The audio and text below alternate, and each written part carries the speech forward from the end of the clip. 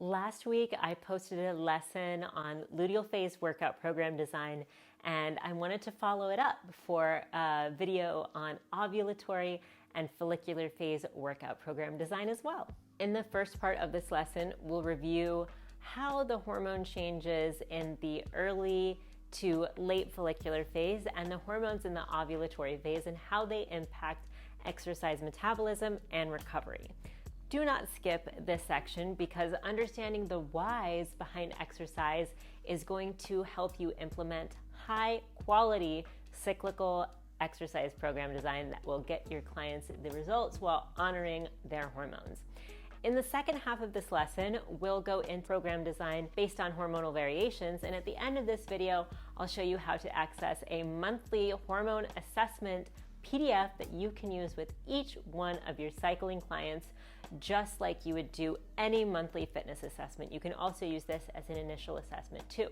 So if you're excited to feel more confident in cyclical program design, tell me so by giving this video a like. And if you haven't subscribed to this channel already, please do so by using this red button that's somewhere around here.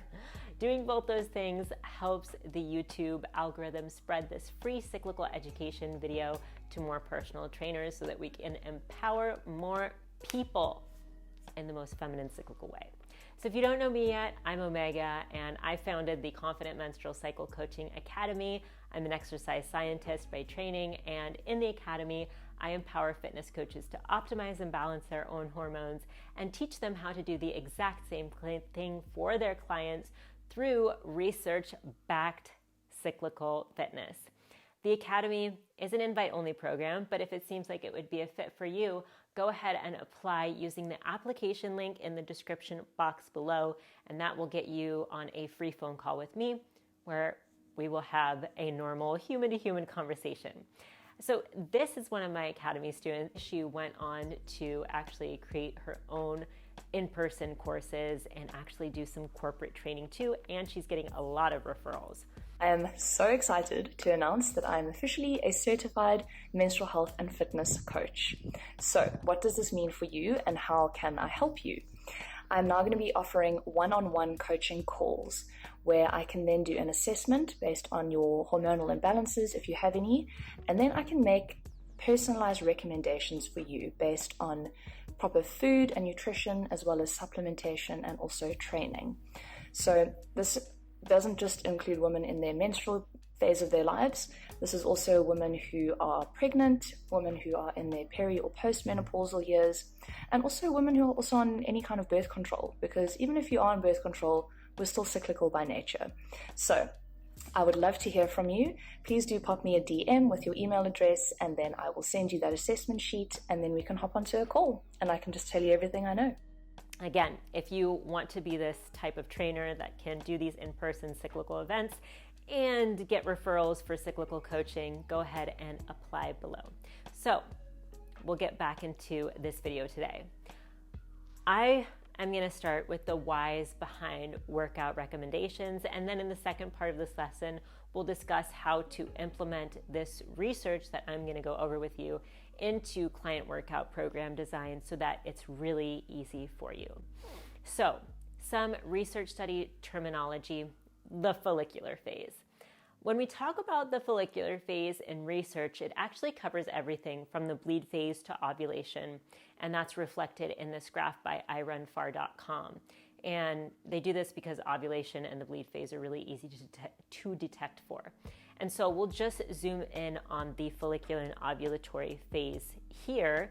The early follicular phase, that is the bleed phase. And if you've watched my previous videos on bleed phase workouts, this Romero-Parra study shows us that we don't recover muscle tissue as well in the early follicular phase, aka the bleed phase. So we'll discuss that in the second half of this lesson, and we'll discuss recovery strategies that you can use for better recovery for your clients in this phase too.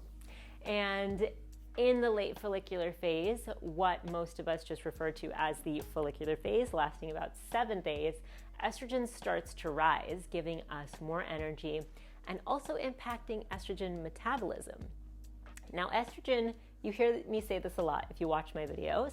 Estrogen promotes muscle healing and helps produce serotonin, and that's shown by this 2014 study by Sung and colleagues, which showed that we have greater muscle fiber size diameter and increased strength in the follicular phase.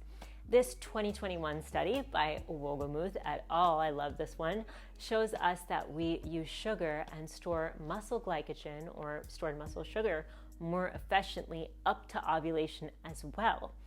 And as I'll explain when we dive into workout programming, this means that we have a higher exercise capacity during our late follicular phase into ovulation.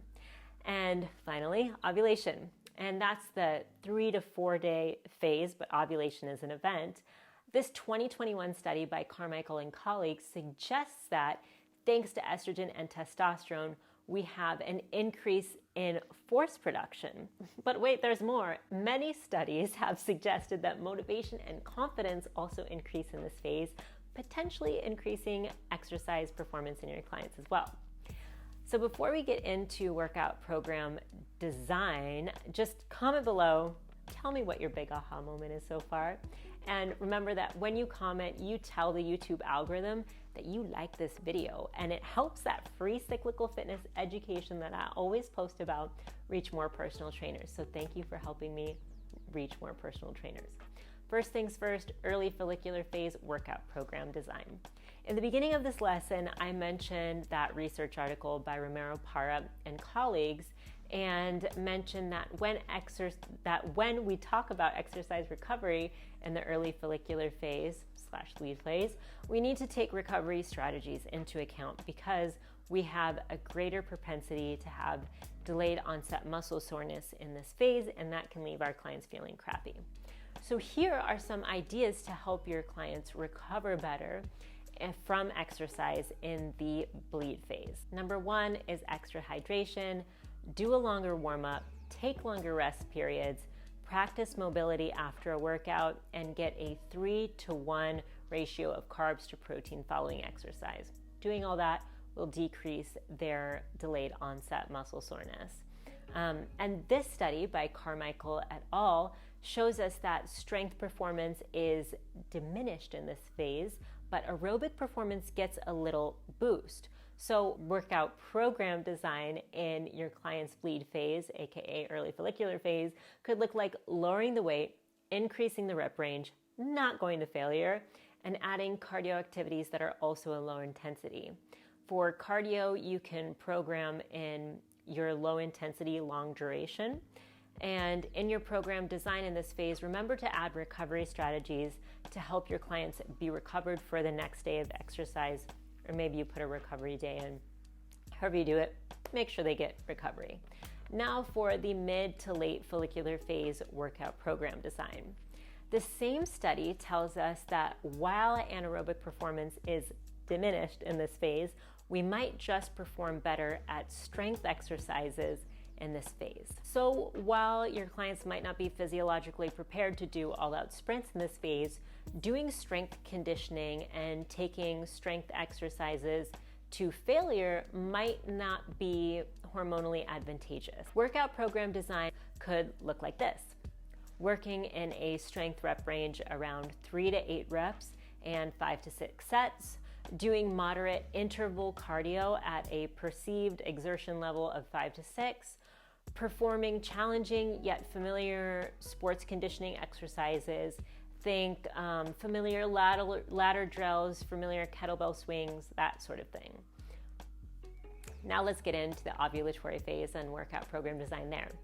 We are very hormonally similar in the late follicular phase and ovulatory phase. But like the Carmichael study showed, since we have an increase in force production in this phase, you could do anaerobic workouts in the ovulatory phase that might have been more challenging in the follicular phase. Something to note, in this phase, Carmichael and colleagues showed that aerobic performance actually decreases. So while it might not be best for that long duration cardio or longer lifting sessions, it would be a great time to do the following: high intensity interval training, 1 rep maxes, sprint intervals, lower rep, or strength workouts. If this graphic is helpful for you, make sure to screenshot it and save it as a helpful reminder for you as you're training your clients. You can even share this with your clients. And one thing that I teach in the academy is to do the client assessments in this phase 2. Motivation is higher, our body image is better in this phase, and workout performance gets a boost. Now, I have that free hormone assessment PDF that you can use in your own monthly assessments and your initial assessments. It will not only help you track where your clients are in their cycle, it'll also help you design workouts that use the power of their natural hormones too. You can download that free hormone assessment document using the link in the description below. And before you go do that, make sure to like this video, subscribe to this channel to get free hormone education, channel notifications, and comment below and let me know which videos you want me to make next. Now that you know how to do a follicular and ovulatory phase workout program design, watch this video next on luteal phase workout program design. I will see you there.